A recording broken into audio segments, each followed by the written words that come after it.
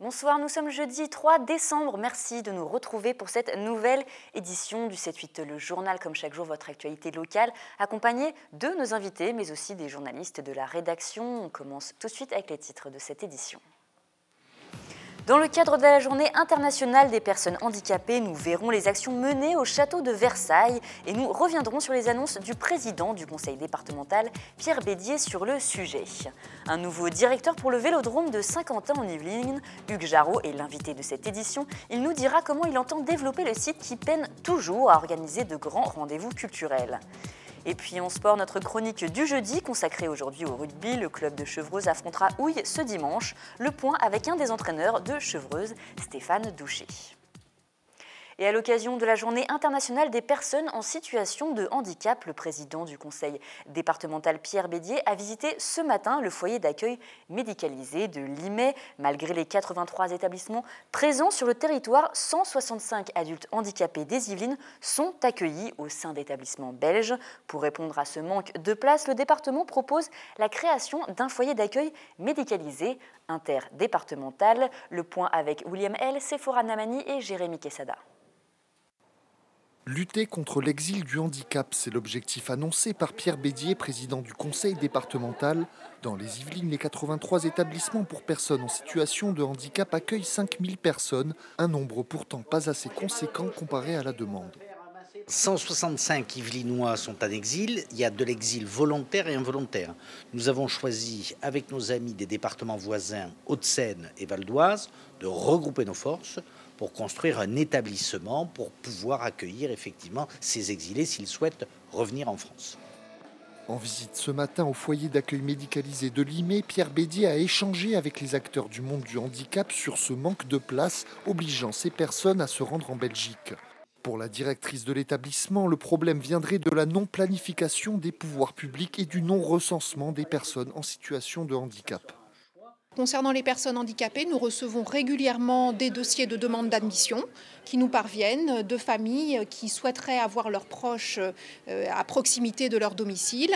Et malheureusement, du fait que nous sommes déjà complets, nous ne pouvons pas donner de suite favorable à ces demandes-là.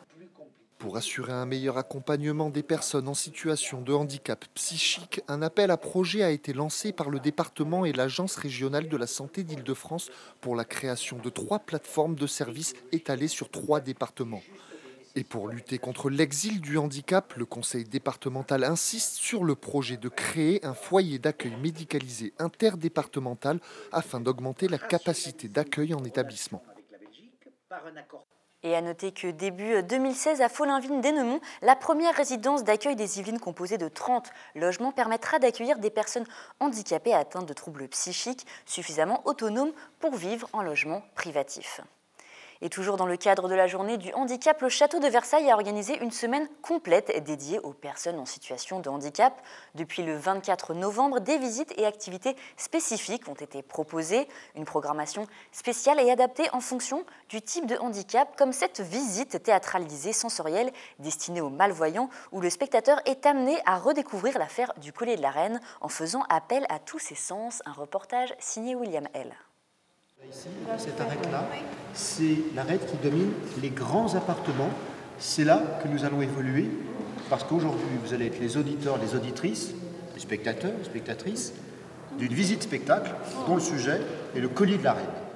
Aujourd'hui, nul besoin de lumière au château de Versailles. C'est une pièce théâtralisée sensorielle à laquelle ces personnes malvoyantes sont venues assister. Pour une immersion totale, la visite commence par une partie exposition. C'est-à-dire que les gens vont au départ toucher les costumes dans un premier temps et ensuite comme ça ils savent exactement ce qu'ils ont devant eux. Et puis c'est formidable parce que très souvent on dit, on a toujours envie de toucher, on dit non, bon, vous ne touchez pas ou vous touchez avec les yeux mais pas avec les mains, voilà. Et là, non, là on peut vraiment toucher les choses. La pièce commence et tous les sens du public sont en éveil. Ici, pas de convention, sans scène ni décor, les comédiens se déplacent au milieu des spectateurs en les effleurant. Né d'un roi qui, cette nuit-là, coucha dans une autre chambre. Fruit de l'amour et non de la raison, je ne suis pas une princesse, je suis une bâtarde.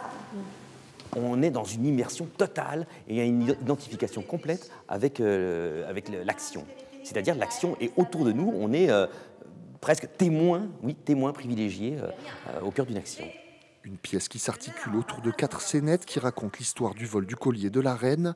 Les 3 comédiens jouent, puis laissent place entre chaque scène à un conférencier posé comme narrateur de l'histoire. Je suis en support dans le récit et dans la précision ou la confirmation d'un certain nombre de faits, de dates, de lieux, qui aide à nourrir l'intrigue et surtout sa compréhension. Pour cette pièce, le château de Versailles a même réalisé une copie conforme du collier de la reine pour que le public puisse profiter pleinement de tous les éléments du spectacle. L'autre possibilité, c'est de sentir. Par exemple, sentir ce que pourrait être le parfum de Marie-Antoinette. Ou alors, possibilité aussi, dans un moment particulier où il y a une dégustation de café, de sentir une odeur de café. On a l'impression d'être dans l'action, qu'on est emmené. C'est très important, oui. Parce que là, tous les sens sont mis en exergue, donc c'est vraiment très bien. Dans le château, ça nous donne une dimension historique et vraiment formidable. Et ma chienne a participé. Elle était au cœur de l'action, elle a bien réagi aussi. Des contraintes de mise en scène qui poussent à trouver de nouvelles solutions, mais ici, pas besoin de soleil au château pour que la troupe plonge les auditeurs dans l'atmosphère de l'époque. Autre sujet à présent, mercredi soir avait lieu la rentrée solennelle de la faculté de droit et de sciences politiques de Saint-Quentin en Yvelines. Cette tradition annuelle depuis 2003 récompense les meilleurs élèves de chaque promotion. Cette année, ils étaient une trentaine de majors à recevoir leur prix. Pour l'occasion, un invité de marque s'est déplacé. Mireille Delmas-Marty du Collège de France était la marraine de cette rentrée solennelle. Sandrine Clavel, doyen de la faculté de droit et sciences politiques, nous a parlé de cette cérémonie. Écoutez-la. C'est un moment où à la fois nous recevons un invité de renom qui fait un discours. Cette année, c'est le professeur Mireille Delmas-Marty de l'Institut du Collège de France qui va nous parler du sujet « Le droit peut-il humaniser la mondialisation ?» Beaucoup nous ont écrit pour nous dire à quel point ils appréciaient le fait d'être mis à l'honneur et d'avoir le sentiment d'être soutenus par leur faculté. Donc oui, je crois qu'on peut dire que c'est important. Et dans notre entretien de ce soir, nous recevons Hugues Jarot, nouveau directeur général du Vélodrome national de Saint-Quentin-en-Yvelines. Bonsoir à vous. Merci d'avoir accepté notre invitation. Alors, vous venez de prendre vos fonctions à la tête du Vélodrome qui a été inauguré donc en janvier 2014. Il fêtera donc bientôt ses 2 ans. Il a déjà accueilli les championnats de France et les championnats du monde de cyclisme sur piste. Alors, vous venez d'arriver sur un projet compliqué car le Vélodrome national peine à trouver son public. Oui, c'est clair, cet équipement est magnifique en fait, mais malheureusement jusqu'à aujourd'hui, on n'a pas réussi à développer comme il fallait en fait l'attractivité. Aujourd'hui, on a eu un bel événement qui était les championnats du monde, mais on n'a pas réussi à capitaliser sur cet événement en fait. Et aujourd'hui, la destination principale de l'événement, c'est clair, du bâtiment, c'est clair que c'est le vélo. Il faut qu'on puisse faire plus d'événements avec la fédération de cyclisme, qu'on développe plus de critériums, de 6 jours éventuellement, ce qui existait avant dans le passé, lier ça avec de l'hospitalité, faire venir des partenaires. Et en plus de ça, l'équipement permet de faire aussi d'autres choses. Il y a 15 jours, en fait, on a fait une compétition de judo. Il faut développer ces activités. L'équipement est fait pour être multifonction, en fait. C'est un vélodrome, c'est sa destination principale, mais c'est également un espace où on peut faire du judo, du ping-pong, du tennis, toutes ces choses-là. Donc nous, on va essayer de faire revenir en fait, les fédérations dans cet espace, leur faire visiter, leur montrer l'attractivité, le fait que c'est un bel équipement, on peut se garer facilement, on a une vue facilement sur tous les objets, enfin, sur toute la scène centrale. Et en plus de cela, en fait, il faut aussi qu'on développe la partie culturelle. Là, c'est un vrai défi parce que jusqu'à aujourd'hui, en fait, il y a eu un concert qui avait eu lieu il y a 1 an et demi, je crois. Ce week-end, on a le Téléthon qui va venir avec un premier concert avec un musicien qui est San Severino. Donc on va espérer que les gens vont venir et voir ce bâtiment vivre autrement. L'idée, en fait, c'est que le vélo est vraiment important, mais il faut pouvoir le développer, faire en sorte qu'il y ait de l'activité permanente et qu'on puisse vraiment faire en sorte que ce soit pour la région, pour le département et pour la communauté d'agglomération un vrai outil qu'on utilise à 100% en fait. Alors quelles sont un peu les difficultés que vous avez constatées là à votre arrivée, parce que vous venez juste de reprendre le gros dossier. Il y a une semaine. Ce qui est compliqué en fait, c'est la notoriété. En fait, les gens même, je pense que les gens dans la région ne connaissent pas ce bâtiment. En fait, il est dans un lieu magnifique en fait, juste à côté de de l'aire de loisirs en fait, qui est juste à côté. En fait. Donc le lieu est vraiment agréable. L'équipement est tout neuf, il n'est quasiment pas utilisé. Donc aujourd'hui, il faut vraiment le relancer. Aller expliquer aux fédérations qu'on peut l'utiliser pour autre chose que du vélo, développer quand même à 100% le vélo et espérer accueillir des artistes dans ce bâtiment en fait. Les artistes qui aiment le vélo ou pas d'ailleurs.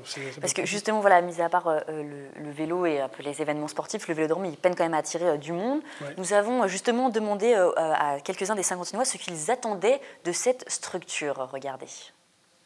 Peut-être qu'il y ait de grands champions qui gagnent, pour parler de Saint-Quentin, une nouvelle qui va s'étendre. Plus qu'un vélodrome. Très franchement, je ne sais pas, moi je n'y suis jamais allée. Je ne pense pas y aller d'ailleurs, tant que c'est du vélo, ça ne m'intéresse pas, donc je n'irai pas. Maintenant, s'il y a autre chose, pourquoi pas? D'autres sports, oui, puisque je crois qu'il y a la place au centre pour faire d'autres sports. Le cyclisme, mais aussi d'autres événements qui sont accessoires, et ça demande à se développer, au point de vue publicité et autres. Alors il manque un peu de publicité, de visibilité ce vélodrome? Oui, je pense en fait. Il y a eu beaucoup d'efforts qui ont été faits pour les championnats du monde. C'était vraiment une vraie vitrine et on aurait dû continuer à capitaliser sur cette vitrine.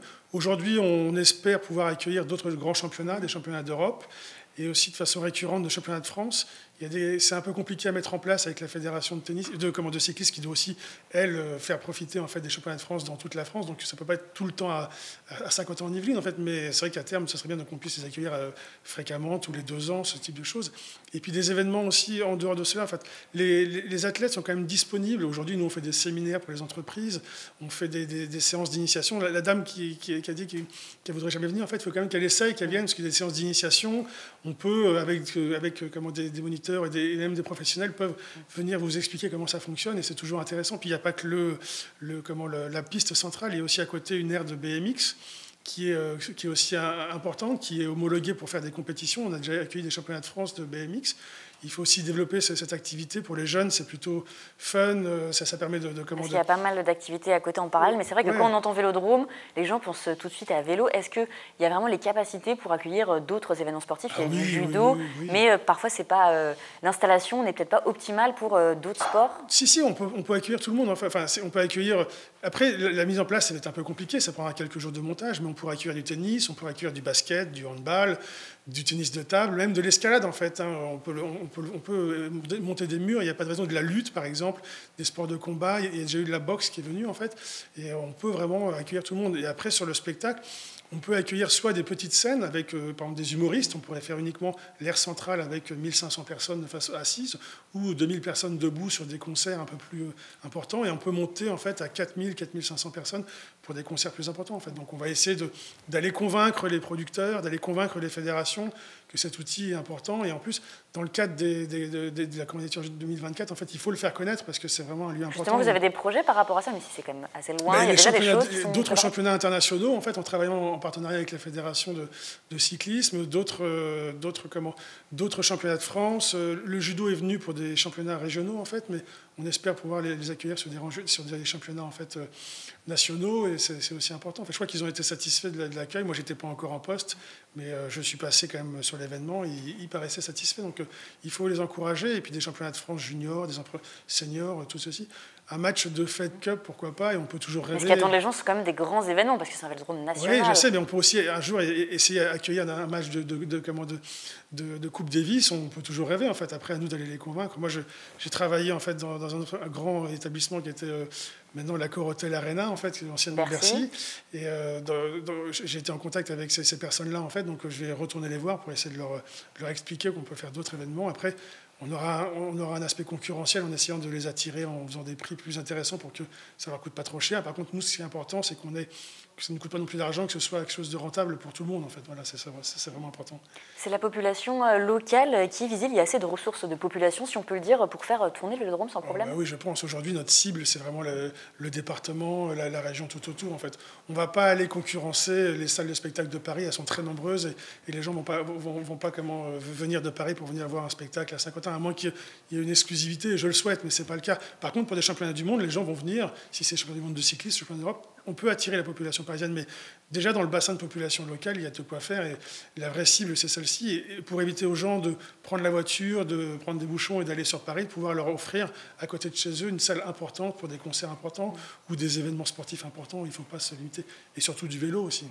Et ce week-end, justement, donc pour le Téléthon, il y a San Severino qui va faire un concert. C'est difficile de convaincre des artistes de venir ici à Saint-Quentin-en-Yvelines pour faire des concerts? Écoutez, moi, je n'étais pas dans le projet, mais je crois qu'aujourd'hui, lui est venu parce que c'était pour le Téléthon, donc c'était une œuvre caritative, et ça, il a tout de suite dit oui. Après, je crois qu'il est aussi fan de vélo, en fait, donc les deux couplets ont permis de faire qu'ils viennent. Le concert aura lieu à 21h samedi soir, et j'invite tout le monde à venir, en fait, voir ce concert. Ça sera la première fois, il y a déjà eu un concert, en fait, de DJ. Aujourd'hui, c'est la première fois avec un concert avec des instruments dans une configuration. Et faire venir les artistes, justement, les faire s'éloigner un petit peu de Paris, parce que c'est là qu'ils sont en général. Les artistes ont l'habitude de voyager en banlieue et en région parisienne. En fait, ils le font, ils vont un peu partout dans des petits théâtres. Là, on peut leur procurer un théâtre, enfin, un espace beaucoup plus grand, en fait, donc c'est vraiment intéressant. Et justement, par rapport voilà, aux événements de Paris qui sont passés, donc les attentats, est-ce qu'il y a des mesures de renforcement de sécurité qui vont être mises en place, que ça va peut-être vous compliquer la tâche? Ça complique la tâche, ça augmente les coûts, ça c'est clair, mais c'est important pour protéger notre public. Aujourd'hui, tout est en place, on a déjà rajouté des barrières, on a des contrôles avec pour vérifier le métal sur les personnes, des fouilles visuelles de sacs, et si besoin, en fait, des palpations pour les gens. En fait. Donc tout respecte la loi, en fait, mais on est en relation avec la préfecture, avec les autorités de police locales, donc tout est en place. Et aujourd'hui, pour l'accueil du Téléthon et dans une semaine pour l'accueil du Noël, du Vélodrome, c'est clair que tout est en place et les gens peuvent être rassurés et venir sans problème. Vous savez combien de temps un peu pour rendre attractif le Vélodrome? 2 ans, 3 ans? Votre challenge, c'est quoi? Oui, j'espère que d'ici 2 ans, on puisse enfin avoir des événements récurrents. C'est ça qui est important, en fait, c'est de pouvoir satisfaire les fédérations, la fédération de cyclisme, les fédérations sportives autres et les artistes pour qu'ils prennent l'habitude de dire, voilà, quand on va faire un championnat de France, un championnat d'Europe, on vient par défaut, on peut venir ici parce qu'on sait que l'accueil sera intéressant. Et pour les artistes, quand ils vont établir une tournée ou bien faire des répétitions, ce type de choses, dire, voilà, cette salle-là existe, elle est plutôt agréable et on peut venir assez facilement ici. En fait. Et en plus, la population répond et vient de façon... Ce qui est aussi important, c'est que la population découvre ce lieu et envie de venir. En fait, on peut se garer facilement, il y a des possibilités, et donc il y a aussi des transports en commun, donc voilà. Une dernière question que j'aurais avant de nous quitter, est-ce qu'il y a quand même une pression, parce que c'est vrai que ce vélodrome a coûté de l'argent, vous avez une pression aujourd'hui, il y a vraiment un défi à accomplir? Oui, il y a une obligation de résultat. Aujourd'hui, on est contraint de mettre le maximum de moyens pour faire en sorte que ce bâtiment vive et qu'il puisse procurer du plaisir à toutes les personnes qui vont venir voir des compétitions sportives ou des spectacles. Merci beaucoup Hugues Jarot d'avoir répondu à nos questions. Et je le rappelle, les 2 événements de cette fin d'année, donc c'est le Téléthon au Vélodrome avec des animations de vendredi jusqu'à ce dimanche prochain, mais aussi le 12 et 13 décembre, un week-end dédié à Noël pour les enfants. Et nous restons à présent dans le sport, mais nous quittons le Vélodrome pour parler de rugby. Chaque jeudi, vous en avez l'habitude. Maintenant, c'est la chronique sport avec Mickaël Elmidoro. Vous êtes bien installé, Mickaël? Je suis bien installé. Bonsoir, vous allez bien? Bonsoir, Florane. Je sais que vous adorez le rugby, les percées, balles en main, les mêlées acharnées, les plaquages en pleine course. Eh bien, j'en ai tenu compte aujourd'hui dans ma chronique du jour. Coup de projecteur sur la rencontre de Fédéral 3 Senior Chevreuse contre Houille, un match programmé ce dimanche à 15h au stade municipal de la ville. Pour nous parler de cet événement, nous recevons sur ce plateau le coach des 3 quarts des Chevrotins, Stéphane Douché. Bonsoir. Bonsoir tous les deux. Alors, vous affichez à l'heure actuelle un bilan de 4 défaites, 2 victoires en 6 matchs disputés cette saison. Est-ce qu'on peut dire que la victoire est impérative ce dimanche? Impérative, pas forcément. On n'a pas les mêmes ambitions qu'un club comme Houille. C'est 2 villes différentes. Houille, c'est en effet une grande ville. C'est un club qui est plus huppé logiquement que nous. Nous, on n'est pas une grande ville, on est une belle ville. Alors, on est aussi un beau club. Et ce qu'on veut, nous, c'est en effet, comme je vous ai dit la dernière fois, on veut se reconstruire. Alors, je ne vais pas faire une guiroue, je ne vais pas vous dire qu'on ne veut pas gagner. Voilà. Déjà, depuis tous les dimanches, on veut gagner. On va faire tout ce qu'il faut pour gagner ce dimanche-là. Et puis, puisqu'on va jouer contre Houille, oui, ça risque de faire mal en effet. Voilà. On va faire ce qu'il faut pour gagner. Et comment allez-vous faire justement pour gagner cette rencontre? Alors, pour gagner ce match-là, en général, il faut marquer plus de points que l'adversaire. Donc, on va faire ce qu'il faut, c'est-à-dire qu'on va continuer à développer notre jeu actuellement. Et donc, on produit beaucoup de jeux. On a des qualités aussi bien devant que derrière. Voilà, ça demande plus de liant, ça demande à ce qu'on concrétise nos actions et puis qu'on ait un peu plus la tête sur les épaules de temps en temps, qu'on gère correctement nos temps forts, nos temps faibles. Mais donc on invite en effet tout le monde à venir dimanche pour une rencontre intéressante donc dans le département. Voilà, une belle ville, un château à visiter. Donc, un match parfait sur le papier. Bah oui, quand on aura gagné, ce sera parfait. Et au niveau du classement, vous êtes à l'heure actuelle avant-dernier du championnat. Ils sont 4e. Est-ce que vous êtes outsider sur cette rencontre? Vraiment outsider? Oh bah ouais, on va jouer le petit pousset. Ouais. On va dire vraiment, on est les pauvres petits poussets. Voilà. Mais il ne faut pas oublier qu'on a un match de moins. Tous les clubs se tiennent. Là, on est 5, 6, même 7 clubs à se tenir en pas beaucoup de points du tout. Ça peut tourner très très vite. Et ce match sera, vous l'avez dit, un derby yvelinois. Est-ce qu'on prépare un petit peu différemment ce derby yvelinois au niveau de la préparation du match? Alors là, celui-ci, non. Non, parce que moi, avec Houille, il n'y a pas un historique particulier avec Houille. Il y a d'autres clubs, oui. Mais bon, de toute façon, un match avec un club de la région parisienne, en effet, c'est toujours un petit peu particulier.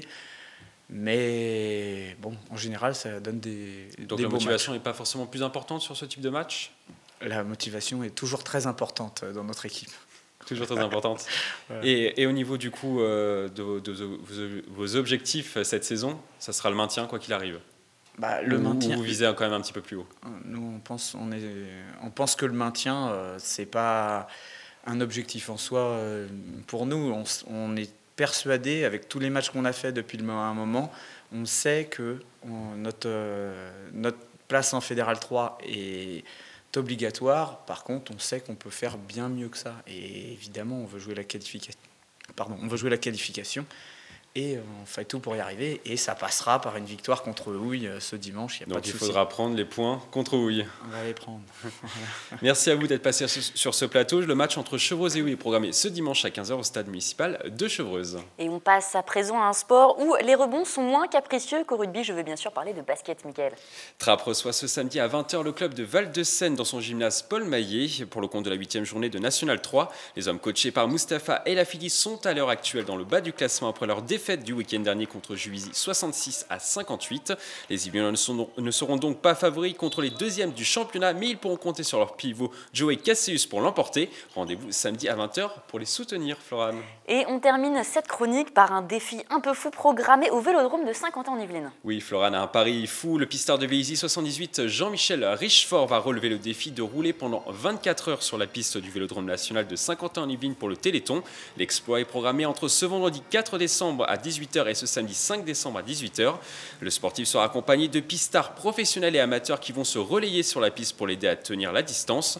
Au total, le cycliste de Vélizy devrait réaliser environ 650 km pendant la durée du défi. À chaque tour de piste, Jean-Michel Richefort collectera 20 centimes d'euros en faveur du Téléthon.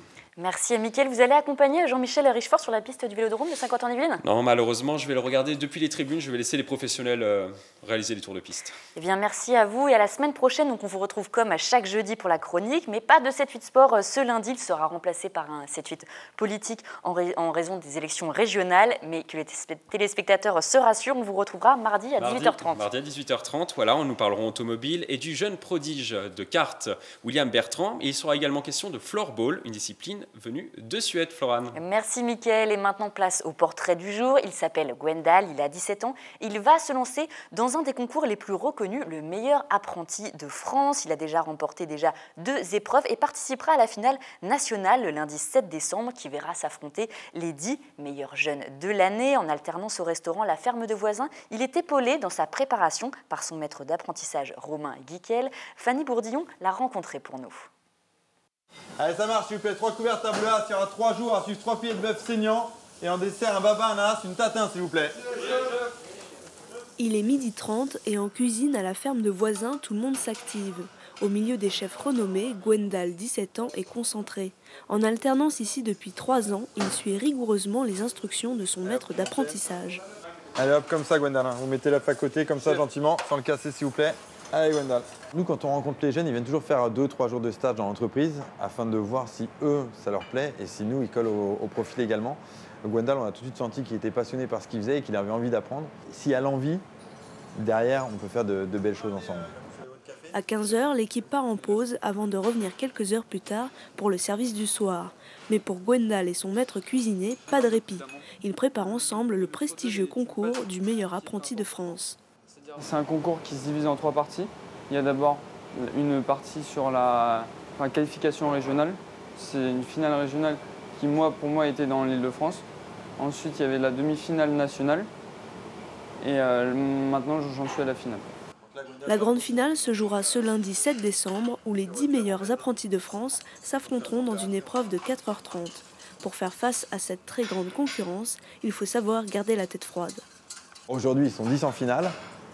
10 parmi les 24 meilleurs qui avaient été sélectionnés sur toute la France. Donc ils sont 10 à pouvoir gagner la finale. Il faut travailler. C'est un concours, c'est une épreuve d'un jour quand même. Ça peut arriver de brûler un produit, de louper une sauce, de renverser quelque chose. C'est très dur un concours, hein. Ça peut être des fois très, très violent. Sur la première, c'était assez dur à gérer le stress, tout ça. Mais bon, mes chefs étaient derrière moi, donc ça m'a aidé pour y aller. Une finale que Gwendal aborde aujourd'hui avec sérénité. Il vise déjà le titre très convoité de meilleur ouvrier de France. Et c'est la fin de cette édition. Merci de nous avoir suivis. Demain, vous avez rendez-vous avec Wilfried Richy pour une nouvelle édition du 7-8, le journal avec l'essentiel de l'actualité de la semaine. Quant à moi, je vous retrouve lundi. Je vous souhaite donc une bonne soirée et un excellent week-end.